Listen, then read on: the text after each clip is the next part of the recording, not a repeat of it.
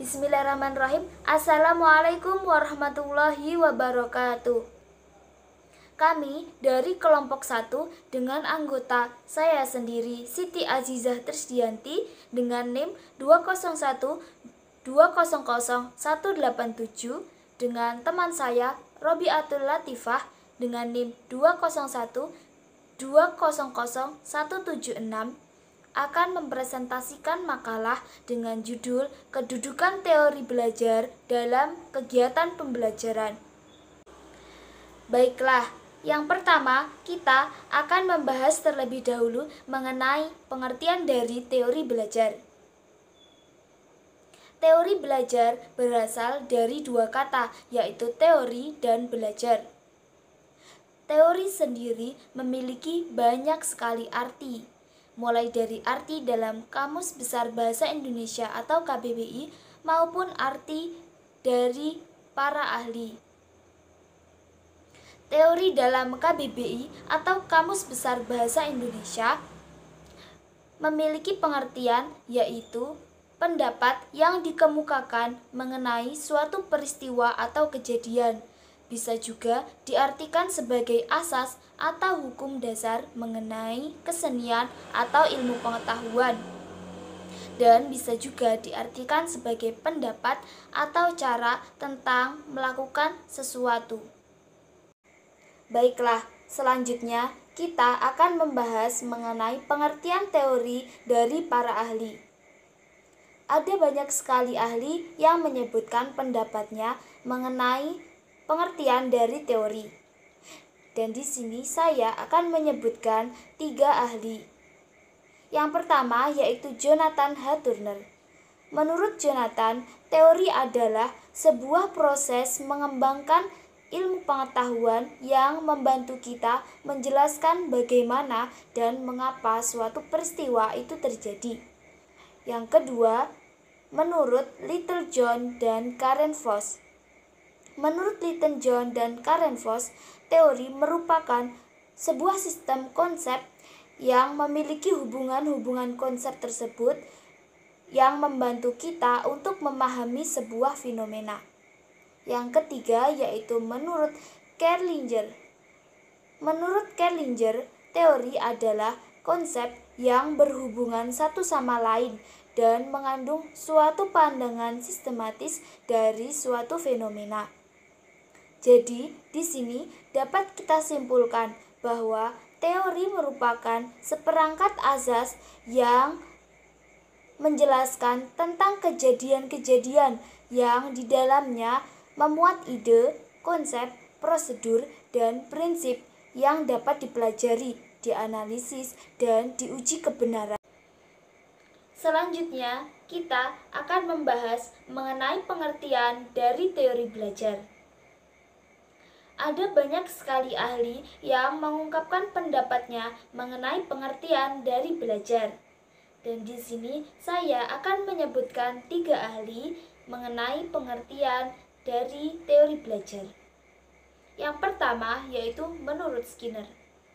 Menurut Skinner, pengertian belajar adalah suatu proses adaptasi atau penyesuaian tingkah laku yang berlaku secara progresif.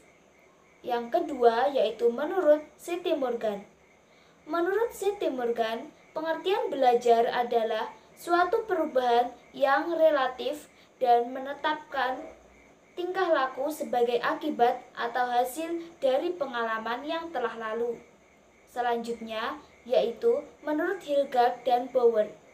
Menurut Hilgard dan Bauer, pengertian belajar adalah suatu perubahan yang terjadi untuk menetapkan tingkah laku sebagai akibat atau hasil dari pengalaman yang sudah dilakukan. Dari beberapa pendapat tersebut, dapat kita ambil kesimpulan tentang pengertian dari belajar. Belajar adalah suatu aktivitas yang dilakukan seseorang dengan sengaja dan dalam keadaan sadar untuk memperoleh suatu konsep, pemahaman baru, dan dengannya dapat terbentuk suatu perubahan diri dari individu, baik dengan lingkungannya maupun dengan individu lainnya. Nah, setelah mengetahui pengertian dari teori dan belajar, kita bisa mengetahui dan mengambil kesimpulan tentang pengertian dari teori belajar. Jadi, teori belajar adalah suatu teori yang di dalamnya terdapat tata cara pengaplikasian kegiatan belajar mengajar antara guru dan siswa, perancangan metode yang dilaksanakan di dalam kelas maupun di luar kelas. Yang kedua, kita akan membahas mengenai perkembangan dari teori belajar.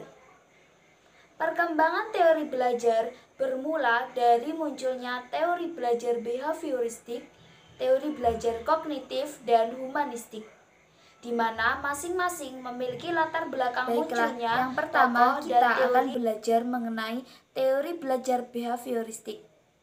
Teori belajar behavioristik bermula sejak munculnya teori-teori dari para ahli, yaitu dari Thorndike, Pavlov, Watson, dan Guthrie.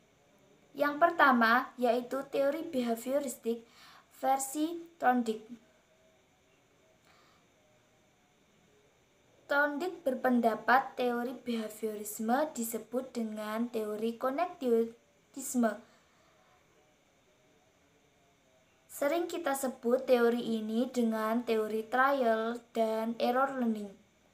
Pada teori ini, Thorndike melakukan percobaan pada seekor hewan yaitu kucing, di mana apabila diberi stimulus, kucing akan berusaha untuk mendapatkannya. Kemudian Thorndike mengambil kesimpulan bahwa manusia juga akan melakukan hal yang sama, di mana apabila ia memiliki tujuan, maka ia akan berusaha untuk meraihnya. Selanjutnya yaitu Ivan Pavlov. Teori behavioristiknya disebut dengan teori classical conditioning, di mana pada teori ini Pavlov melakukan penelitian pada seekor anjing. Pada teori ini, anjing diberi stimulus bersyarat dan Pavlov memberi kesimpulan bahwa manusia akan melakukan suatu hal jika diberi dengan imbalan dan tidak akan melakukan suatu hal jika hal tersebut dapat menimbulkan ia terkena punishment atau hukuman. Yang ketiga yaitu teori behavioristik Watson. Pada teori ini, Watson berpendapat bahwa setiap manusia yang dilahirkan sudah memiliki cinta, rasa marah, dan juga rasa takut. Ia meneliti pada seorang anak bayi berusia 11 bulan yang diberi tikus kecil berwarna putih dan bayi tersebut ketakutan.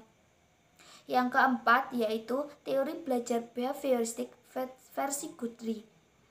Menurut Guthrie, hukuman yang berhasil hanyalah hukuman yang dapat menyebabkan individu itu berpikir, apakah hukuman tersebut dapat ia belajar darinya atau tidak. Perkembangan teori belajar yang kedua yaitu teori belajar kognitif. Psikologi kognitif mulai berkembang dengan lahirnya teori belajar Gestalt. Peletak dasar psikologi Gestalt adalah Max Wertheimer yang meneliti tentang pengamatan dan pemecahan masalah atau problem solving. Kaum Gestaltis berpendapat bahwa pengalaman itu berstruktur yang terbentuk dalam suatu keseluruhan. Orang yang belajar mengamati stimulasi dalam keseluruhan orang yang belajar, bukan dalam bagian-bagian yang terpisah satu konsep. Yang penting dalam psikologi Gestalt adalah tentang insight, yaitu pengamatan atau pemahaman mendadak terhadap hubungan-hubungan antar bagian di dalam situasi permasalahan. Teori belajar yang ketiga yaitu teori belajar humanistik. Para ahli humanistik menunjukkan bahwa tingkah laku individu pada mulanya ditentukan oleh bagaimana mereka merasakan dirinya sendiri dan dunia sekitarnya, dan individu bukanlah satu-satunya hasil dari lingkungan mereka, melainkan langsung dari dalam atau bebas memilih, dimotivasi oleh keinginan untuk aktualisasi diri atau memenuhi keunikan mereka sebagai manusia.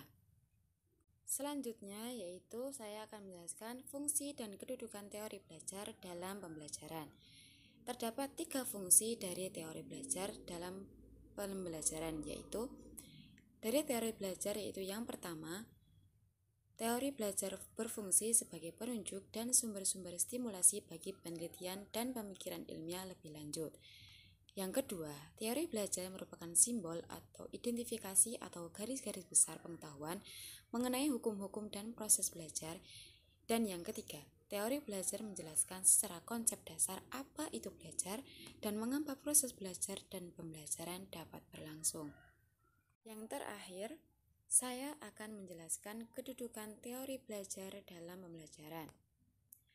Kedudukan dari belajar dalam pembelajaran yaitu dapat memudahkan guru dalam merumuskan tujuan pembelajaran yang tepat, memilih strategi yang sesuai, memberikan bimbingan dan konseling, manfaat memfasilitasi dan memotivasi belajar peserta didik, menciptakan iklim belajar yang kondusif, berinteraksi dengan siswa secara tepat, dan memberikan penilaian yang adil terhadap hasil pembelajaran.